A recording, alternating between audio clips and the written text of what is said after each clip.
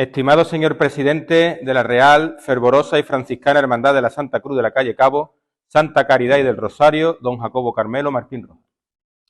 Querida Junta de Gobierno de la Hermandad, estimado ponente, don Juan Carlos Martínez Amores, queridos hermanos y hermanas. Nos encontramos aquí reunidos para continuar con el ciclo de conferencias titulado Charlas en la Calle del Cabo para este año 2024. Concretamente se trata de la segunda de las conferencias programadas para este año.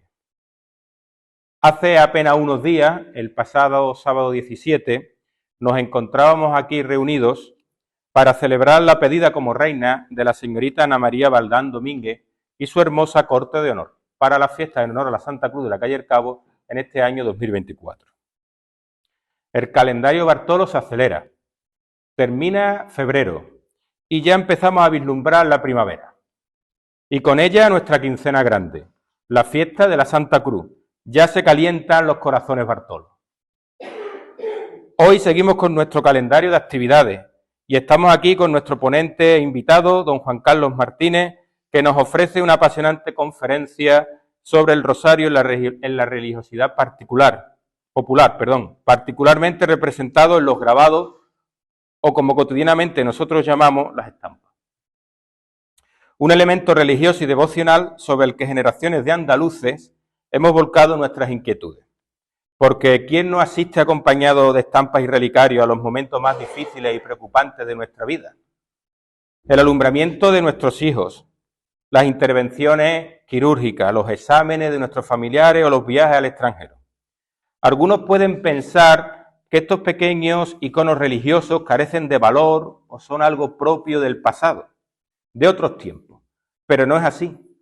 Todo lo que es a lo que le damos un valor especial en nuestro corazón y que sirve como vínculo entre el hombre y la figura de nuestro Señor Jesucristo, tiene un enorme poder y un enorme valor, tanto que merece ser estudiado, tal y como ha hecho nuestro querido ponente de hoy.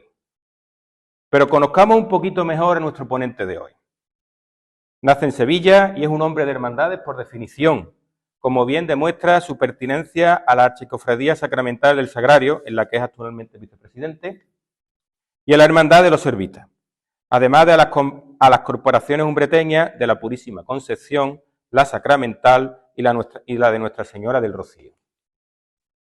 Como escritor ha colaborado ampliamente con el Boletín de Cofradía de Sevilla desde el año 93 y ha publicado más de 70 artículos en la misma y en otras revistas y publicaciones especializadas, como pueden ser Calvario o Tabor o la revista Exvoto, que publica la Hermandad Matriz de Almonte.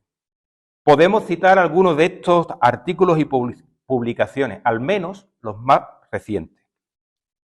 Una breve aproximación a la iconografía del crucificado en los grabados de José María Martín, del año 2023, y sobre el resucitado de la Quinta Angustia del año 2022, ambas publicados en el Boletín de Cofradías de Sevilla.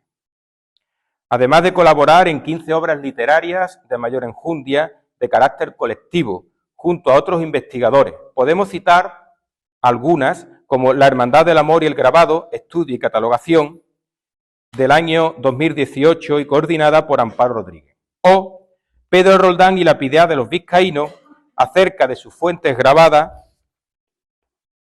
Y por último, por no citar muchas más, Virgen de las Angustias, escultura e iconografía del año 2011. Como ponente y conferenciante también ha colaborado en diversas mesas redondas, ciclos de conferencias y simposios. Podemos citar como ejemplo su participación en el 12º Simposio sobre Hermandades de Sevilla y su provincia, donde participó con el tema La Eucaristía en el grabado sevillano, en el año 2011. Fruto de toda esta trayectoria y labor, recibió el premio de investigación Jorge Bernales en su 5ª edición por su artículo de investigación La Virgen Dolorosa en la obra del grabador sevillano José María Martín, variaciones y tipos iconográficos, publicado en las actas de la Jornada Histórica Internacional Mater Dolorosa, Historia, Espiritualidad, Devoción y Arte, celebrada en Guillena en el año 2022. Como podemos ver, un amplio repertorio y un buen currículum. Sin más, le cedo la palabra a nuestro ilustre ponente. Les recuerdo a ustedes que cuando terminemos la conferencia abriremos un turno de preguntas o comentarios. acuerdo? Pues sin más. Buenas noches a todos. Antes de empezar, quisiera agradecer a la Hermandad de la Santa Cruz, representada por su presidente, el inmenso honor que significa para mí el que hayan contado conmigo para participar en este acto, ¿no? En esta conferencia. Agradecer también a mi presentador por sus cariñosas palabras. Y bueno, vamos a entrar ya en materia. Como él acaba de decir, el título de mi conferencia es El Rosario en la religiosidad popular sevillana, su iconografía en general.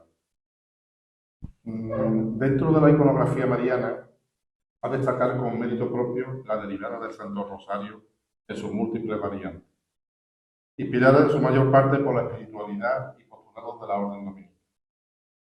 Dentro de las varias clasificaciones que de dicha iconografía existen, hemos tomado como referencia la del presbítero e historiador Manuel Trenz, quien en su magna obra Iconografía de la Virgen en el arte español establece una diversidad de tipos en la que para hacernos una idea, vamos a citar solamente algunos de ellos. La Virgen del Rosario como Madre Protectora o de Misericordia, con el manto intercediendo contra la peste, rodeada de un rosario, con una rosa o ramillete de rosas, con la Santísima Trinidad y los Santos, la Virgen del Rosario legendaria, la Virgen en el Rosal, la Virgen de Cofradía, la Virgen con las ánimas del Purgatorio, la Virgen con el Rosario, y así un largo etcétera. El cometido que nos hemos marcado en esta conferencia es el plasmar, aunque de forma somera, la representación en el grabado sevillano de la iconografía del Rosario. No nos vamos a ocupar de toda la iconografía rosariana local, que por otro lado es numerosísima, sino solamente de la que hemos venido a llamar popular, y que no es otra que la emanada de las hermandades y congregaciones que tengan por titular al Santo Rosario, así como de las cofradías propiamente dichas, dependientes estas de la orden dominica. Aun en el caso de estas últimas, la iconografía tratada nada tendrá que ver con la oficial de los dominicos en sus múltiples variantes y cuya clasificación aproximada hemos visto más arriba. Siguiendo este repertorio, la iconografía a tratar estaría más cerca de las variantes denominadas como la Virgen de Cofradía y la Virgen con el Rosario. El tipo que nos va a ocupar deriva mayormente del adoptado en Sevilla desde la época barroca para las imágenes letíficas o de gloria, siendo estas en su mayoría esculturas pensadas para vestir, aunque con honrosas excepciones, que figurarán estantes o sedentes y con el Niño Jesús en sus manos o sobre el regazo. Su aderezo se compondrá principalmente de corona, cetro, media luna y ráfaga de sobremanto. Esta última generalmente será de las denominadas de 8, en boga a partir de la mitad del 700, aunque nos encontramos también con ejemplos más arcaicos y aun en algunos casos en que se prescinde de ella.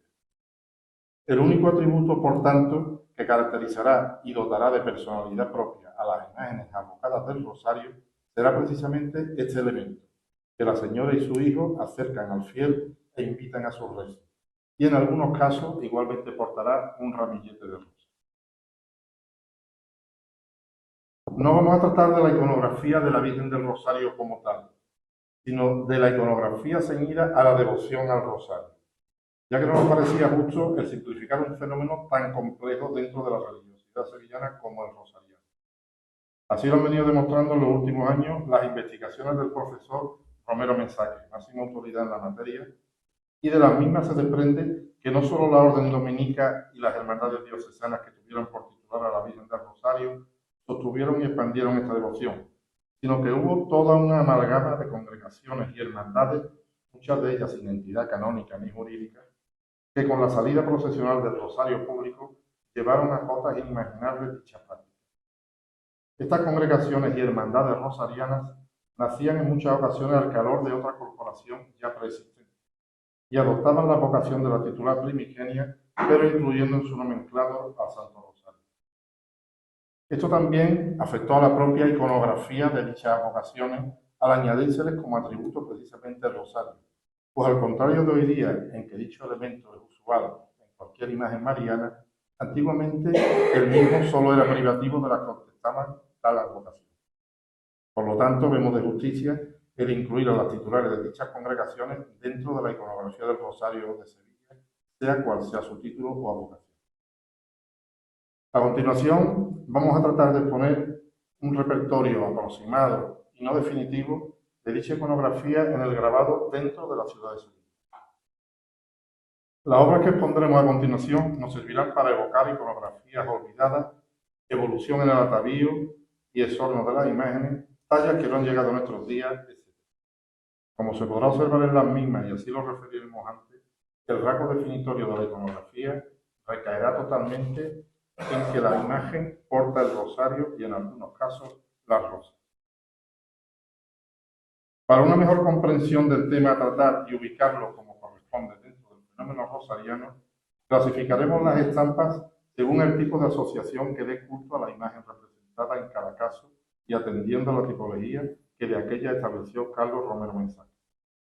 Aunque este autor advierte hasta 7 tipos distintos de corporaciones, a nosotros solamente nos afectarán 4 de ellas, que serán las cofradías del Rosario, que son aquellas entidades dependientes de la Orden Dominica, hermandades de Nuestra Señora del Rosario, que son corporaciones sujetas al ordinario diocesano aunque vinculadas a la Orden, hermandades rosarianas, pero con otra vocación de la Virgen, que las podemos establecer en el mismo marco jurídico que las anteriores, y por último las congregaciones rosarianas, que serán asociaciones espontáneas y populares, muchas veces sin entidad canónica ni jurídica alguna, y que también procesionaban el Rosario público.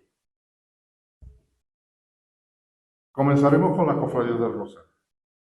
Y para empezar, trataremos con la más importante que existió en Sevilla, que fue la cofradía del convento Casagrande de San Pablo. No solo fue la más importante, sino también la más antigua, ya que fue fundada en 1481 por Arano de la Rosa, lo que la convierte en una de las más antiguas incluso de Europa. Su rica y esplendorosa historia propició que atesorara un magnífico patrimonio artístico y que en su nómina figurara lo más granado de la sociedad hispalense durante varios siglos, desde altos cargos eclesiásticos hasta miembros de la nobleza, pasando por artistas de renombre como el mismo Bartolomé de Amor.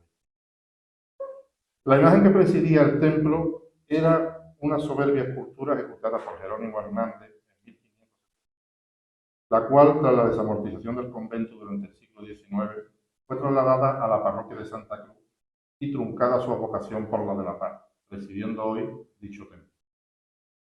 Mostramos en esta ocasión un grabado de Pedro Tortolero de mediados del siglo XVIII, de correcta ejecución, en el que, como era usual en su autor, representa la imagen con suma fidelidad, como podemos apreciar en la imagen, plasmando con todo detalle tanto la labor escultórica como los atributos que adornan a la talla, apreciable en un elemento a priori secundario como es el trono donde se asienta la efigie, el cual, como se puede apreciar, es el mismo que ha llegado a nuestro día.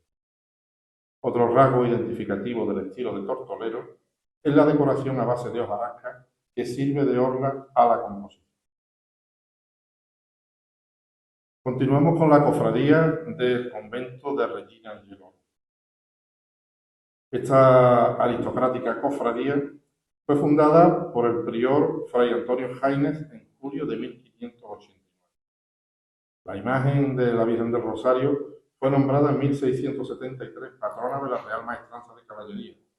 De hecho, la estampa se realizó expresamente para ilustrar unas reglas de esta ilustración editadas en 1700. Esta vinculación todavía existe con la maestranza.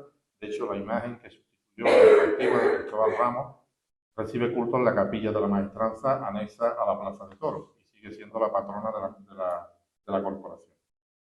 La imagen de la Virgen, que como hemos dicho no es la actual, presenta el típico porte señorial y severo que distinguió a las tallas marianas de Sevilla desde mediados del 600 hasta bien entrada la centuria siguiente.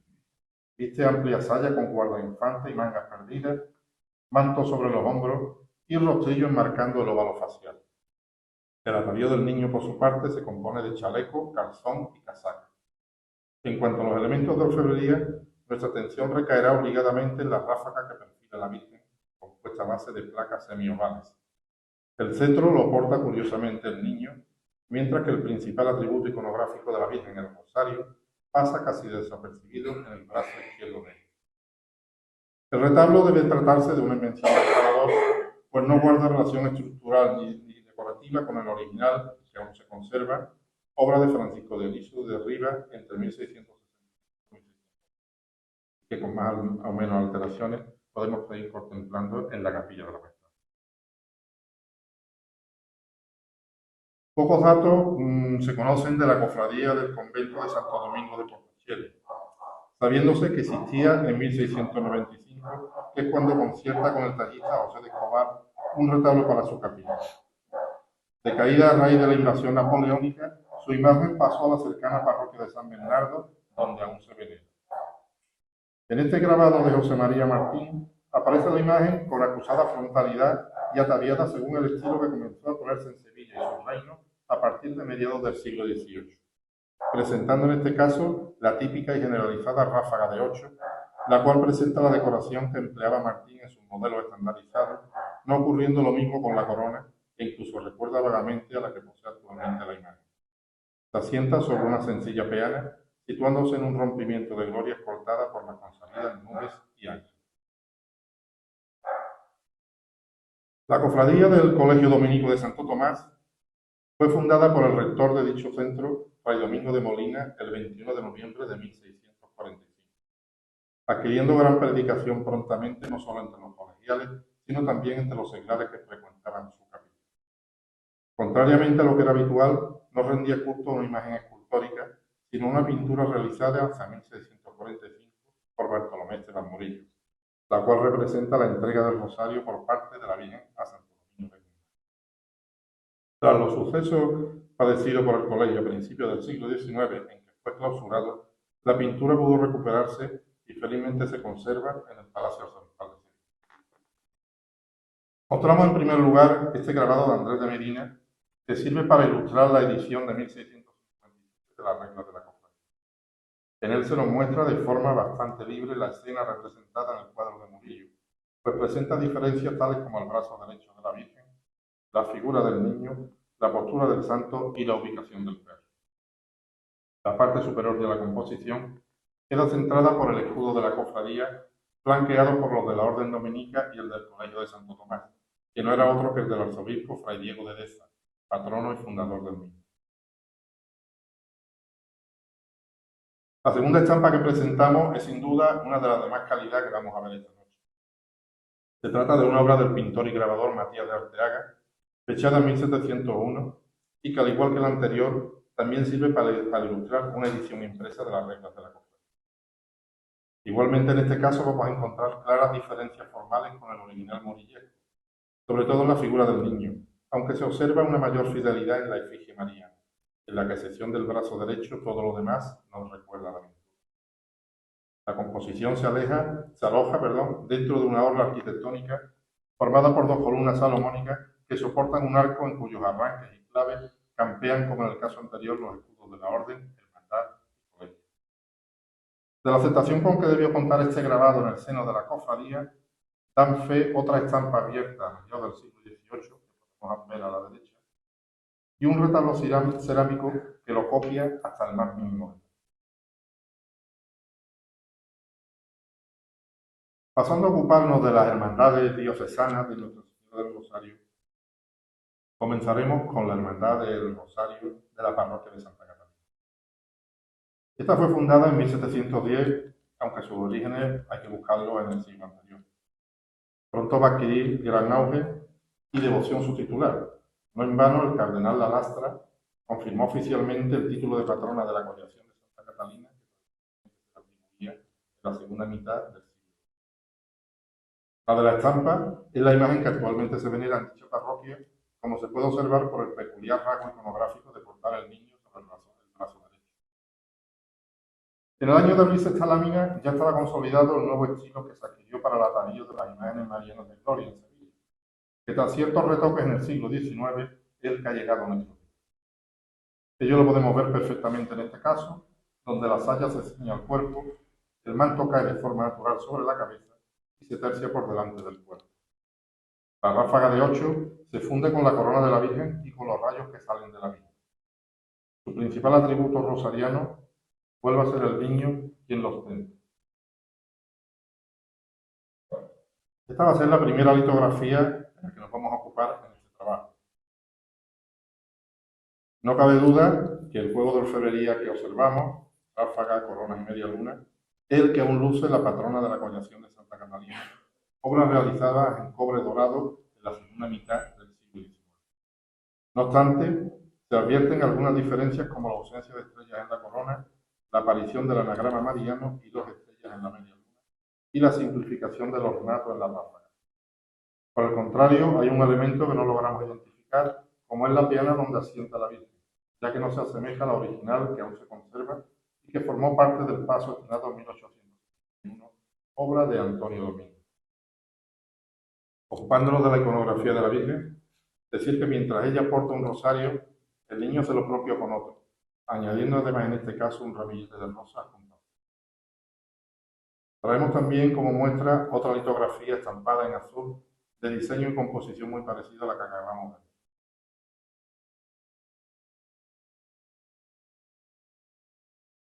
La ilustre y fervorosa Hermandad de Cristo Nuestro Señor Crucificado y María Santísima del Rosario de la Parroquia del Salvador fue fundada en 1667, dedicada principalmente al culto interno.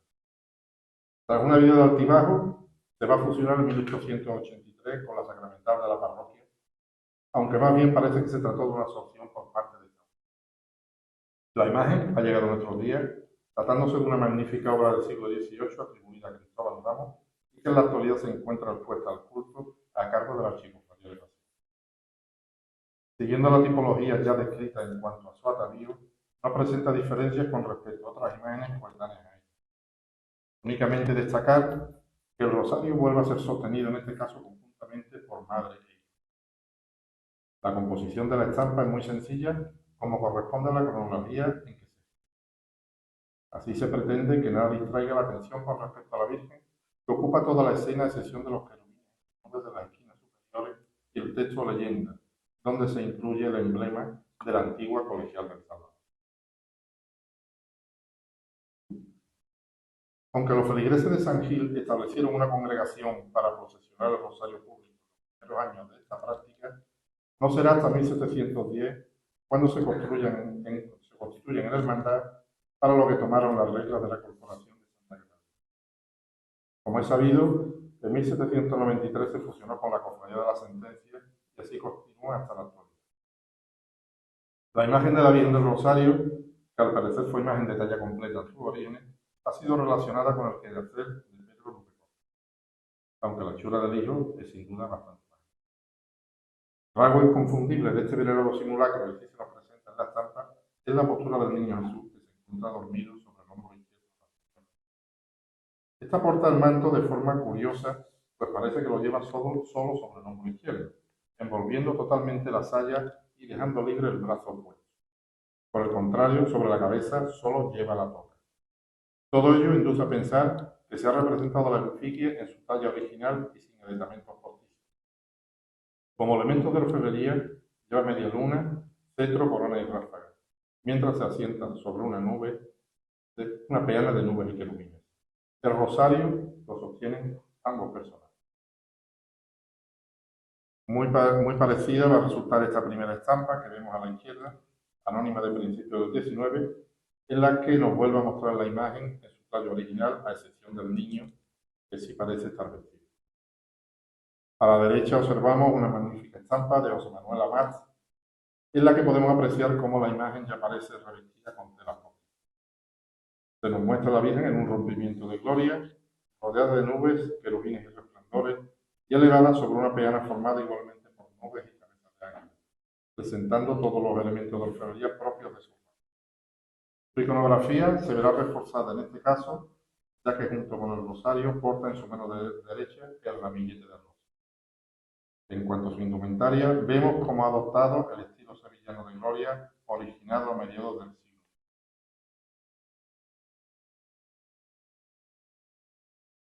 Como podemos ver, esta estampa no indica qué imagen concreta representa, pero vamos a relacionarla con la titular de la Hermandad de San Vicente, hermandad que surge a imitación de la del Salvador, si bien elabora reglas propias en 1600. A esta imagen, que contó con una destacada devoción en épocas pasadas, se le atribuyó el haber protegido la collación durante el terremoto de Lisboa en 1750. Tras un periodo de decadencia durante el siglo XIX, se fusiona en 1949 con la sacramental de la parroquia, haciendo lo propio la corporación resultante con la Cofradía de las Siete Palabras en 1960. El hecho de relacionar la imagen aparecida en la estampa con la titular de esta hermandad viene determinado por el enorme parecido de la misma con las dos pinturas que se conservan de sendos sin pecado. A ello hay que unir que el diseño de la media luna coincide con el personalísimo e inconfundible que aún luce la Virgen. Volvemos a encontrarnos con una imagen sin identificar, cuyo único ejemplar conocido se halla en el archivo de la Hermandad del Rosario de San Juan, por lo que cabría suponer que la imagen representada es la titular de dicha corporación. Así al menos lo apuntó en su día el experto investigador de las Hermandades de Gloria, Juan Martínez Alcalde. No obstante, el enorme parecido entre las imágenes representadas en esta estampa y la anterior, sobre todo en la disposición de los paños, el diseño de la ráfaga y la media luna, hace reconsiderar que ambas plasman el mismo modelo. El grabado en sí es todo un derroche de maestría y vuelve a emplear la fórmula compositiva del rompimiento de gloria para representar a la Virgen. Esta parece haber tomado como modelo una imagen de talla completa por la textura de los paños. En esta ocasión se incluyen en la escena a varios ángeles, de los cuales dos ofrecen a la señora una palma y unas azucenas, símbolo de la victoria y la pureza. Fruto de la vinculación que hemos citado antes, que estableció Juan Martínez Alcalde entre esta estampa y la Virgen del Rosario de San Julián, esta última corporación utilizó el grabado como modelo para la pintura del Sin Pecado que estrenó en el año 2002 y que podemos apreciar en la.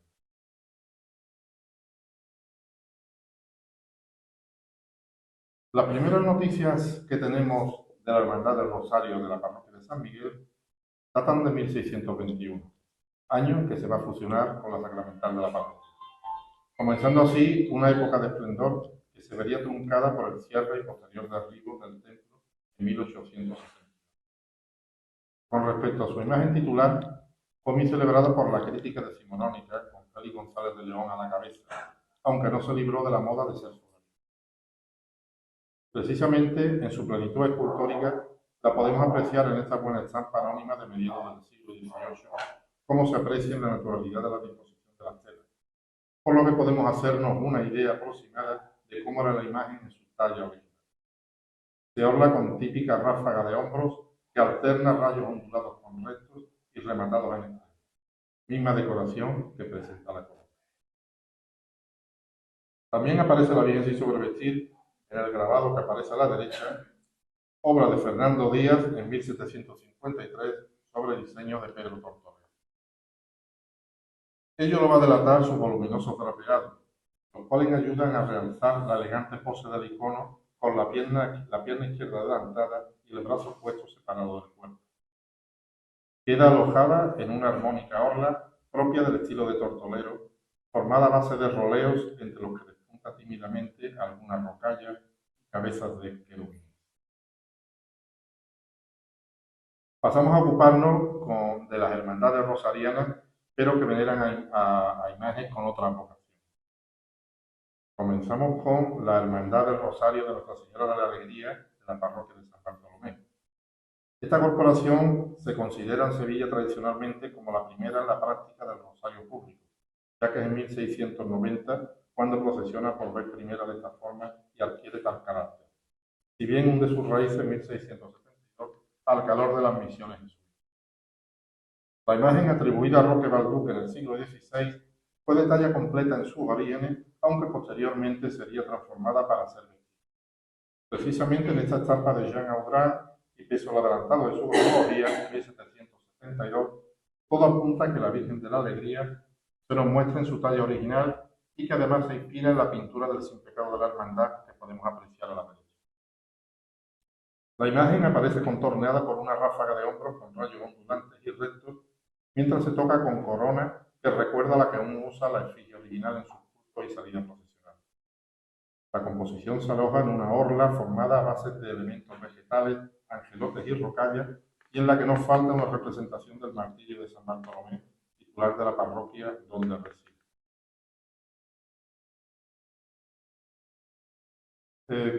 Nos ocupamos ahora de esta magnífica estampa de José Manuel Amar. Aparece en ella la señora de San Bartolomé con su elegante e inconfundible pose, la cual se advierte claramente que ya se encuentra revestida de telas naturales, siguiendo el ya tantas veces referido estilo sevillano de gloria, y del que la imagen de la Virgen de la Alegría sigue siendo un prototipo clásico aún a día de hoy. De los elementos de orfebrería que la adornan, son perfectamente identificables con los que conocemos el cetro y la media luna, no pudiendo decir lo mismo de la ráfaga y la corona. En cuanto a su iconografía, esta es completísima, pues aparte del rosario, presenta en su mano derecha el consabido ramo de rosa.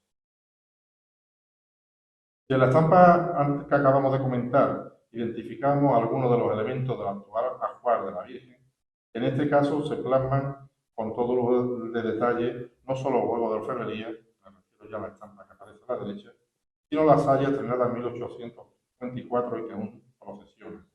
La nube con querubines, que en 1956 Emilio García Almenta recubrió de metal plateado, y la soberbia peana procesional, despechada en torno a 1828, que aquí sostiene en sus ménsulas a 4 arcángeles.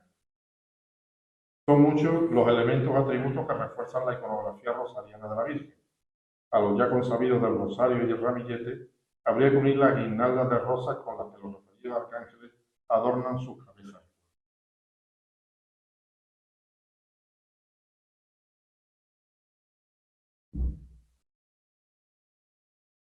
Aunque la devoción a Nuestra Señora del Amparo hunde sus raíces en el siglo XVI, no es hasta 1735 cuando se formaliza la hermandad que conocemos hoy día, adoptando desde un primer momento el carácter rosariano. La hermosa imagen, atribuida a Roque Balduque hacia mediados del 500, se encuentra claramente plasmada en esta estampa de 1754, demostrando que en la época en que se realizó no se sobrevestía aún con ropajes postizos. Son perfectamente identificables algunos de los atributos que aún hoy día usa la señora, como la corona y la media luna, ambas obras de la mitad del siglo XVIII, no ocurriendo lo mismo con la original ráfaga que perfila la imagen desde los hombros hasta los pies, compuesta a base de rayos rectos y flamígeros rematados en ella. La iconografía como tal de la imagen viene dada por dos elementos: el que constituye el símbolo de su advocación, es decir, el corazón alado que ostenta en su mano derecha, y el que nos indica el instituto y carácter de su hermandad, el Santo Rosario que sostiene junto a su hijo. Abajo a la derecha podemos observar otra bellísima estampa, obra de Fernando Selma en 1700. Es que nos vuelve a mostrar a la Virgen del Amparo en su plena condición de imagen de talla completa, excepción hecha del niño que sí aparece vestido. Otra diferencia con respecto a la estampa anterior es que aquí se ha adoptado definitivamente la ráfaga de 8, que en nada recuerda al original, al contrario que ocurre con la corona y la media luna perfectamente identificables. La Virgen vuelve a mostrar sus dos atributos iconográficos, como son el corazón alado y el rosario. Señalar que el presente grabado sirvió de modelo al anónimo artista que realizó a principios del siglo la pintura Senda sin pecado que podemos ver.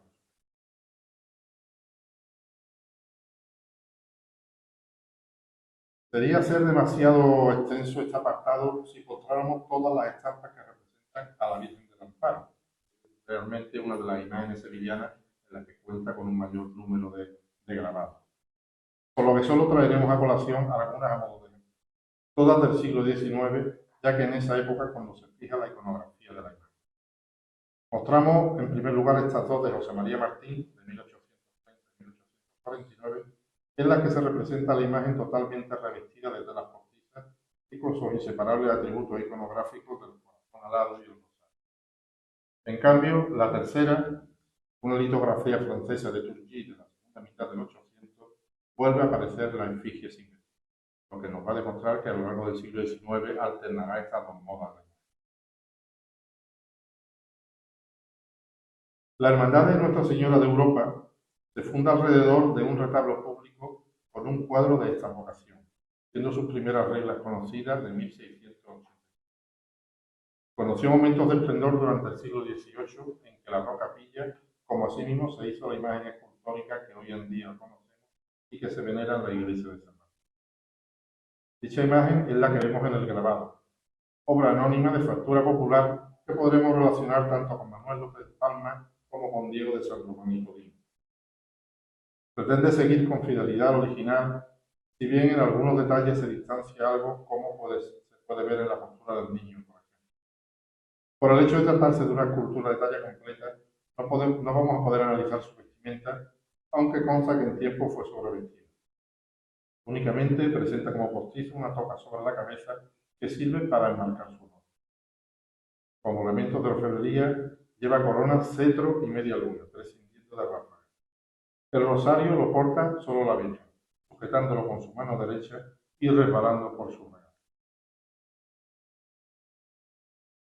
La Hermandad del Rosario de Nuestra Señora de las Nieves fue erigida como tal en 1732, aunque como congregación rosariana es coetánea a las primeras muestras de este fenómeno religioso a finales del siglo. La que vemos en el primer grabado es obra de José Braulio Amat de 1779. Hay que referir que no es la imagen actual, ya que llega a la hermandad, obra de Baglietto, y llega a la hermandad a la segunda mitad del siglo XIX. La forma de ataviar a la efigie podemos considerarla como de transición entre las dos modas ya referidas. Ha desaparecido el rostrillo, dando paso a una simple toca. La saya descansa sobre una estructura menos aparatosa y el manto se recoge bajo uno de los brazos.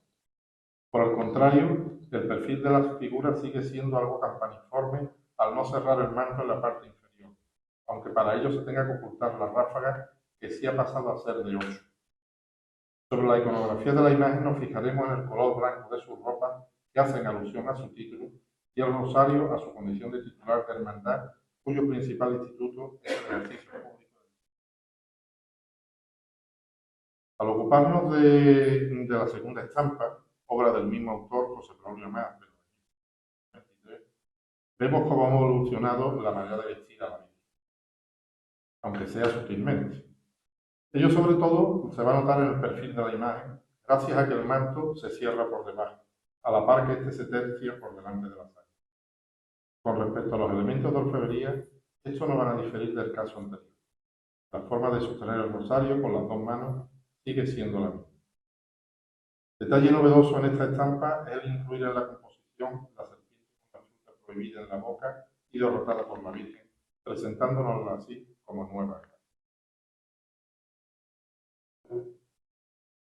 No hay unanimidad entre los investigadores a la hora de fijar el año de fundación de la Hermandad del Rosario de Nuestra Señora de la Paz de la parroquia de Santa Cruz, aunque todo apunta a que adquiere su carácter rosariano en 1700. Actualmente se halla unida a la Sacramental y a la Cofradía de Penitencia. La imagen representada en el grabado no es la que ha llegado a nosotros, ya que fue sustituida entre 1874 y 1876, precisamente por la imagen que vimos al principio, la antigua titular de la iglesia de San Pablo, imagen de Jerónimo Hernández, que es la que actualmente preside la parroquia de Santa Cruz con el título de Nuestra Señora de la Paz. Aunque la estampa representa la imagen titular de dicha hermandad, hay que decir que su antecedente iconográfico más directo es la escultura de pasta que preside uno de los impecados que se conservan de la misma, obra de Cristóbal Ramos, y que podemos apreciar en la imagen. Nos muestra a la Virgen de pie, al contrario que la actual, y con el niño sobre su brazo izquierdo. Lleva los habituales elementos de orfebrería, entre ellos una ráfaga similar a la del caso anterior, es decir, solo hasta los hombros, y alternando rayos de distintos tipos.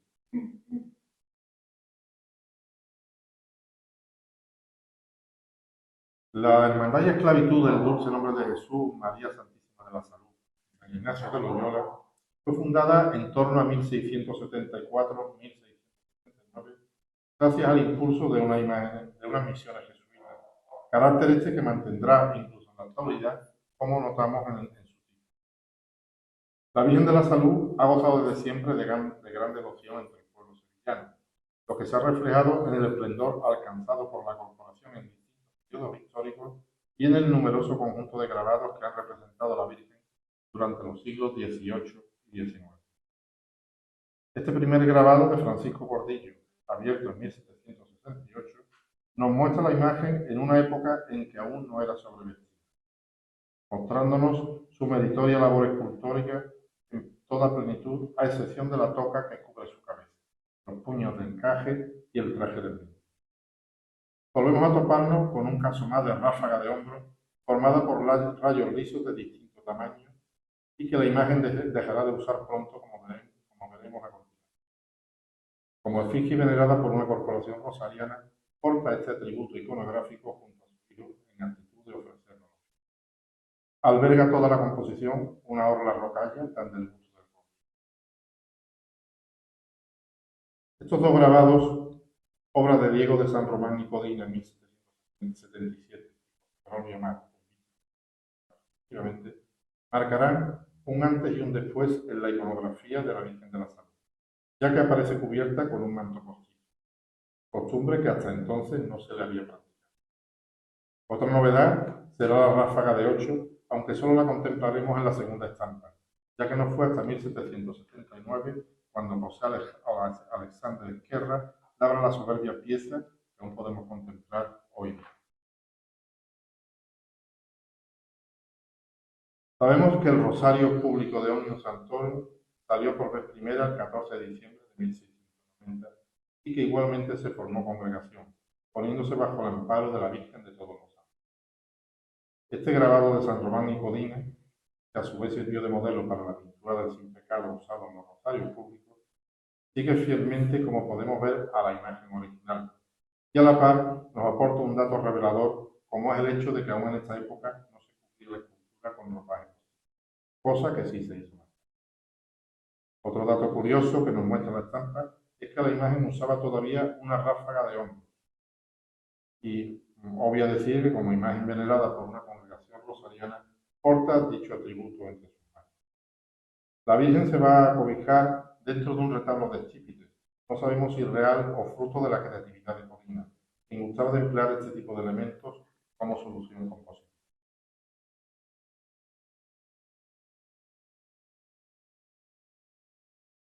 El Rosario de San Andrés salió por vez primera el 11 de octubre de 1690, surgiendo del mismo una congregación de la que poco más. La imagen bajo cuyo amparo se puso la congregación es la que subsiste en la capilla sacramental de la parroquia y que fielmente reproduce esta estampa de Goya. De dente, la efigie se apoya sobre un trono formado por nubes, angelotes y querubines que parecen elevarla, al igual que el original. Al tratarse de una escultura de talla completa, poco podemos decir de su atavío, sino que solamente nos ceñiremos a su arte. Esto consiste en sendas coronas, cetro y media luna, de la cual prescinde la talla actual. La Virgen sujeta al niño con las dos manos, por lo que el rosario lo tiene enredado entre ambas. El grabado reproduce fielmente la pintura del sin pecado, que aún se conserva y que podemos observar en la fotografía.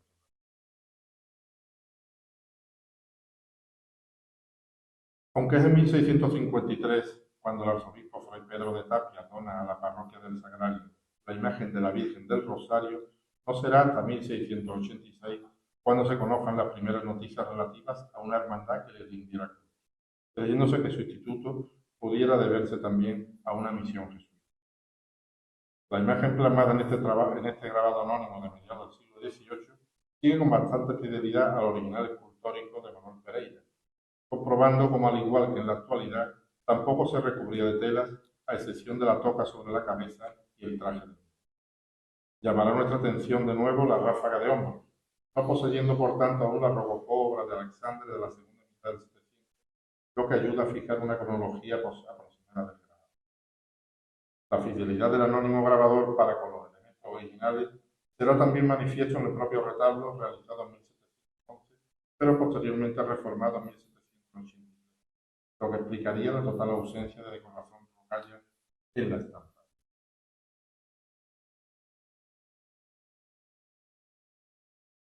El Rosario Público de San Julián, puesto bajo el amparo de Nuestra Señora de la Iniesta, salió por vez primera el 26 de julio de 1690, siendo por tanto uno de los primeros en hacerlo. La venerada imagen de la Virgen de la Iniesta es una de las advocaciones sevillanas que más veces ha sido llevada a la estampa desde el siglo XVII hasta el XIX, por lo que en este caso podemos ver perfectamente la evolución sufrida en el vestido. En esta que traemos ya se ha asumido totalmente el nuevo estilo, aunque en el caso concreto de la Iniesta, ello se hizo ya entrado el 800. El hecho de que la lámina se abriera bajo los auspicios de la hermandad y no de la congregación no es óbice para que la efigie aparezca con el rosario en su mano derecha, vestigio de que esta práctica todavía se llevaba a cabo. Otra prueba de ello es el sin pecado contemporáneo al grabado, usado para el rosario público y cuya pintura, como podemos ver, precisamente está inspirada. Como indiqué al principio, los ejemplares que acabamos de ver son solo una parte de la riquísima iconografía del fenómeno rosariano. Con la esperanza de que esta conferencia les haya servido de acercamiento a esta importante materia, termino dándole las gracias por su atención. Muchas gracias. Buenas noches.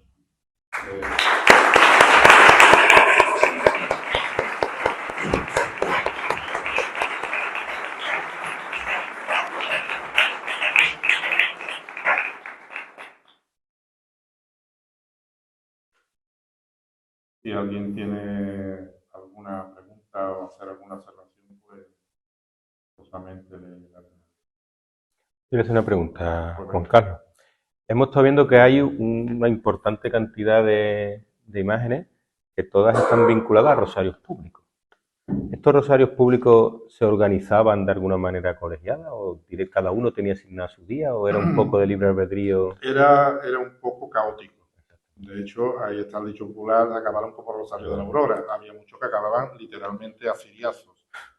De ahí que la orden dominica, tanto la orden dominica como el arzobispado, lucharan tanto por controlar este tipo de asociaciones, porque se le iban de las manos literalmente.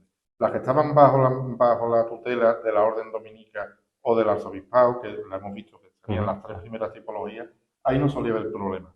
¿Por qué? Pues porque las hermandades contaban con sus reglas y en las reglas, independientemente de que salieran, tenía el rosario de gala, que era una vez al año, pero después estaba el rosario diario, el rosario de hombres, el rosario de mujeres, pero tenían más o menos pactados entre ellos una hora y unos días y un recorrido.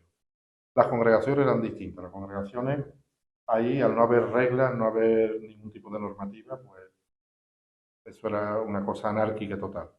Y bueno, pues muchas veces no tenían claro ni a qué feligresía pertenecían incluso. Entonces, pues es un tema bastante complejo, el tema de los rosarios. Se podía encontrar que el mismo día coincidieran varios rosarios a la vez haciendo el mismo recorrido. Como realmente ocurría. Lo que pasa es que en la mayoría de los casos pues intentaban evitar cruzarse unos con otros, pero no siempre ocurría. A veces que se encontraban y terminaba la cosa mal.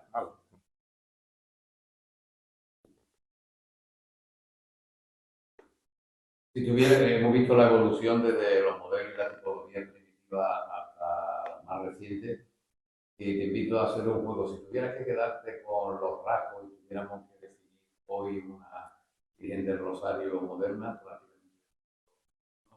¿qué elementos iconográficos te pondría además del Rosario como invitado de cumplimiento? ¿O cómo han evolucionado también un poco las trilogías de estas imágenes en la actualidad? Pero realmente la iconografía del Rosario es muy concisa, como he explicado. Solamente hay dos elementos, que es el Rosario y en todo caso el ramo de rosa. Ha habido también un matiz que en Sevilla se da curiosamente, que es la utilización del color rojo. El color no oficial, pero sí el color que más utiliza la Virgen del Rosario, tanto como el hermano. Hoy en día Sevilla es muy conservadora, y en el mundo de las hermandades son para eso, y la iconografía, por la verdad, ha evolucionado poco.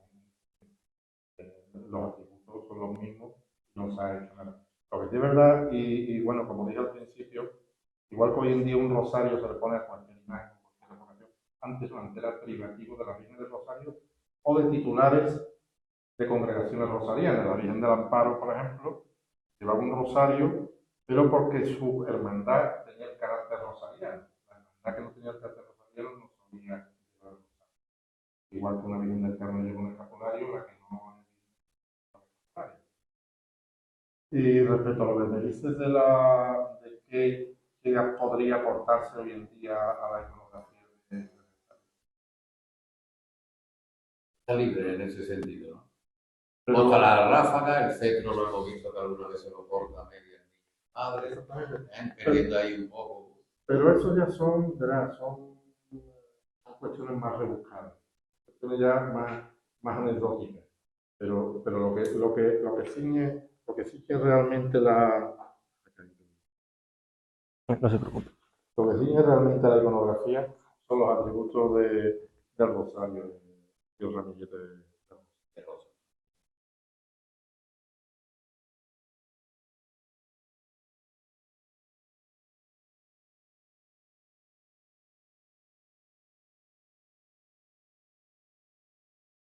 Hoy son muchas las cofradías del Rosario que hay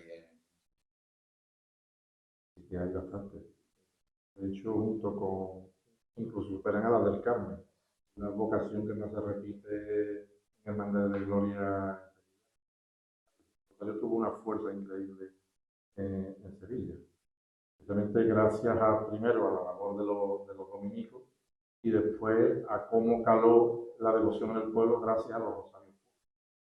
Porque no olvidemos que realmente no es solo la devoción a la Virgen del Rosario, es la práctica del Rosario. Y esa puesta en escena tan barroca que es sacar el Rosario a la calle. Es lo que realmente conmovía al pueblo. Por eso tiene ese toque tan popular, que hoy en día el Rosario, el sacar el Rosario a la calle está tan arraigado en una práctica y que está tan arraigada y proviene de aquella fecha. Menos que haber mantenido esta práctica del rezo.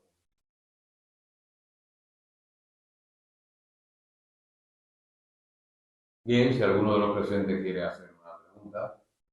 Hemos estado viendo anteriormente nuestra imagen titular del Rosario. Para nada tiene que ver con lo que la cosa, porque es una imagen pictórica conformada prácticamente por el diseño de Santiago Martínez.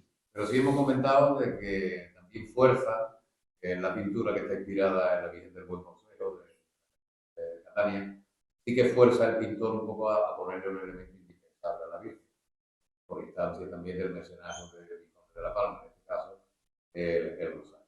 Y también, superiormente y en timbre, colocarle lo que es la corona real y jugar compositivamente con el rosario. Aquí es una práctica muy extendida. En todas las fiestas y en todo, ahí está el secretario de la hermandad, pues prácticamente el rosario lo conocemos en todas las fiestas, en todas las convocatorias de culto.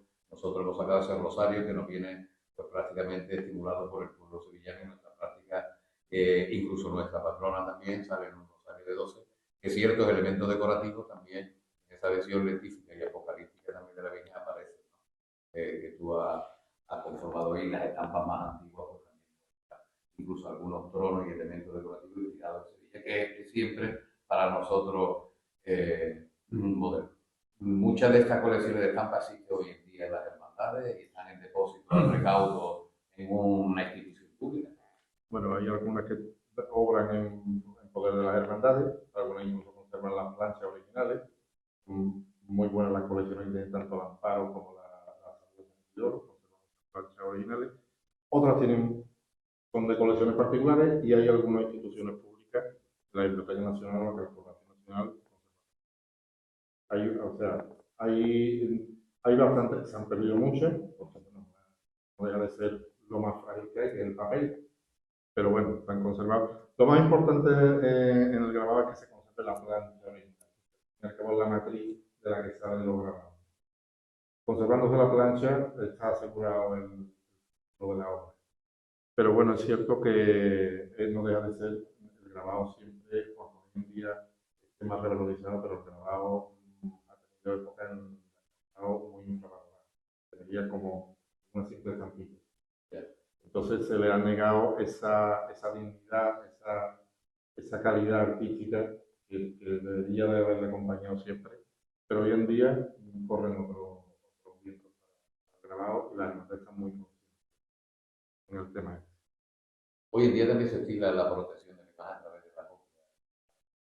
Está llevando a cabo. No es, el grabado, el fin del grabado en la época en que se creó el grabado, no es esa, es un fin devocional, pero sí está claro que, como he dicho yo aquí en la conferencia, los grabados algunas veces actúan de verdaderos documentos.